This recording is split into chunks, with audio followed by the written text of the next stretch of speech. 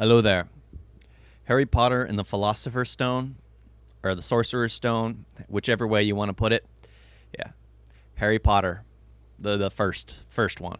That's right. I'm about to monologue, son. Don't forget to like and subscribe. Right, Harry Potter was one of those magical books which immediately had you engaged. And I'm going to talk about both the movies and the books because I'm one of those people who, of course, prefers the books over the movie because the book just had so much more. It was much richer. It starts off with the Dursleys. The Dursleys, of all people. It starts off with them as Mr. Dursley goes on through his day, hearing weird talk, weird people out with robes, constantly complaining about how he doesn't like weirdness. Like the most yeah, he likes the average, he likes the generic, he likes the bland. They're perfect at it was perfectly described, perfectly well done. And finally getting to the point where the movie starts off where the Dumbledore shows up because in the books, the cat, Mrs. McGonagall as a cat is standing there watching him leave, and she's looking at a map. The cat is looking at a map. So he's seeing very weird things, and he's a very normal person. He praises himself on being very normal. So it's like all these little things that they could have added as visuals in the Harry Potter movies. They didn't, but it still worked out in the end because they have Dumbledore using his put-outer, to take out all the lights, and McGonagall showing up. I mean, that was a good start to begin with. They started it exactly at a good point. They didn't show the Dursleys being the Dursleys. They basically had Mrs. McGonagall talking about how they're the worst muggles ever. So you're introduced to the magical world immediately. They're wearing the wizard robes. They're using words that people have never heard before. And immediately, the music captures you. The music is one of the strongest things. John Williams is amazing. I'm a huge fan of him, especially because of Star Wars, but I'm a huge fan of his. So immediately, of course, I'm going to like it. And yeah, just making sure my mic is on. Yeah, and it's just like one of those things where like, all right, I'm sold on this story. I'm sold on it. But the movies I wish were done better. That's the thing. I'll just say that now. The books, the first movie was tended to actually fall in line very closely to books, and the things they actually changed were understandable for film. Because in the books, when the snake escape, he basically says to Brazil, and this one, the snake doesn't talk. The snake just in the movie, the snake just nods and responds. Doesn't talk to him. But kind of would have been cool if it did. So then you actually get that extra bit of magic, the glass disappearing, all those things, like the whole fact where Mrs. Dursley would cut his hair and he'd grow back, all these little things where he'd hide in a dumpster and find himself on the roof. All those little things in the book, which added a little detail. You don't exactly need it because it's already magical enough. So I understand why they didn't need it all. But it's one of those things that's like when you have the image of it, your mind wants to see it. So I constantly remember it every time I rewatch the movie. And it's one of those things just like, ugh.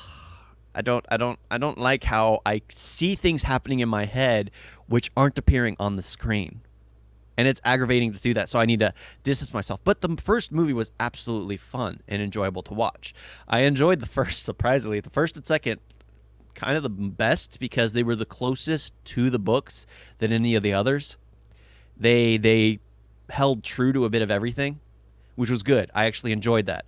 They wore in the first one, they mandatory to wear the robes, and it looked wizardly. Everything like that was actually good. They had the hats in the first one. They kind of got rid of them they kind of started getting rid of that later on, and it started looking more and more like a regular Muggle school. And it's just like, you're supposed to be a wizarding school. They're not supposed to know how to dress like Muggles to begin with. They're supposed to wear robes, and in the books, like they dress funny if they're not dressed properly. Like, I need to stop talking about the books. I need to just talk about the movie. The movie's actually fun to watch. I enjoy it just because the music itself endears you. It really does get you excited. The puzzles at the very end, they missed a few of the potion puzzles, the things that were in the books. I need to stop talking about the books. I guess I'm one of those people who's just like, do you know if someone's read the book? Don't worry, they'll tell you. Yeah. Someone who's read the book will tell you they've read the book. Yeah, but it's just like The movie's good. It holds through and through. The He Who Must Not Be Named, it's fun. It's enjoyable. The fact that they're afraid to mention Voldemort's name, I enjoy that. It does add a bit of terror to the name because everyone's afraid of him still, even after they all believe him to be dead. When only a select few don't believe him to be gone. They know he's out there somewhere because there is no real death. He did not truly die. He escaped. Yeah, so it's just like all these little things that are just like the magical world is mysterious. But I'm a huge fan of world building, and it really does get you excited because it's escapist fantasy. It's basically a world that is in our world. It's escapist fantasy. It's not 100% fantasy. It's escapist. So you can see yourself getting your letter from Hogwarts. You can see yourself, becoming a wizard. You can see yourself going to these magical places that exist in our world because it's escapist fantasy. And those have always hold a special place in people's minds and hearts because it makes them feel like they could possibly get their letter. They could possibly go on these adventures. There is a world out there. I mean, how many kids, when they went through these books or went to the movies, kept wishing they were Harry Potter, would dress up and pretend to be these characters? I mean, I never did. I wasn't that truly into it as other people, but I did enjoy it. I absolutely did love it. So it's one of those things that's like, it's a great escapist fantasy. It's a great one to make you feel it's just like, I wish our world was truly like this, or believing that it truly is and just wishing for your letter.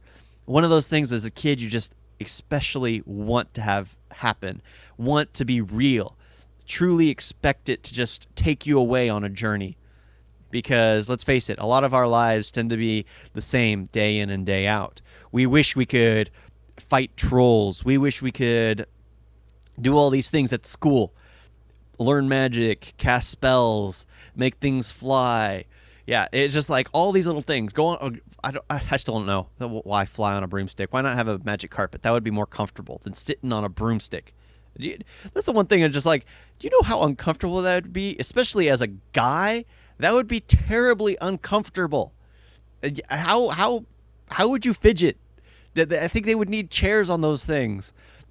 So if anything, I was thinking, I think men would be riding broomsticks the way women used to ride horses back in the day, with two legs off to the side. Because, cradling that broomstick just seems too uncomfortable, okay? I'm just going to say it. It seems very uncomfortable. I'll be the one man enough to say it. It just doesn't seem... Let the women be the experts at riding the broomstick, because I don't think a guy would be able to handle, that very, very much. I'll just say. Yeah, but it's just like, I understand it's magic, it's wizards, you need a broomstick. But a broom was always witches. Witches always rode broomsticks, not wizards. Wizards really didn't fly like that. It's witches, so it makes sense that witches would be the experts on broomsticks. But it does add an element. They were able to create a whole sport behind it, which was beautiful. It's fun to watch. The point system's all askew. Why is it 10 points per shot? Why not it just be 1? I mean, why even have a 1-point counter if nothing counts as 1 point? I mean, is this crazy? Is this crazy to think of? It's just like if you throw the quaffle through the hoop, you get 10 points. 10 points. Why is there a 1-point count? Okay, a nitpick. I know. Maybe there's something about the sport I missed, but yeah, I enjoy it. It's fun to watch. It's very escapist entirely. The world itself is very well built. Seeing all the characters, all the witches, wizards, all dressed in robes. Like when they get to Diagon Alley, the tavern, how it's all black and it basically introduces the fact that wizards are the only ones to see that location. Like it's a hidden location to anything but those who are capable of casting spells. Like they mention, of course, later on in the movies. Do they ever mention it in the movies, or is it just the books? I think they do it in the movies too, where it's invisible. Like people who walk past it, their mind just skips over it. The building's solid black, except to those who can see it. Like when Harry Potter walks up to it, the sign appears. And I forget what the tavern was called. But yeah, those little elements are actually very fun. Voldemort was enjoyable. Professor Quirrell was great. I absolutely loved Professor Quirrell, the cowering Professor Quirrell. I enjoyed him. Professor Snape was great.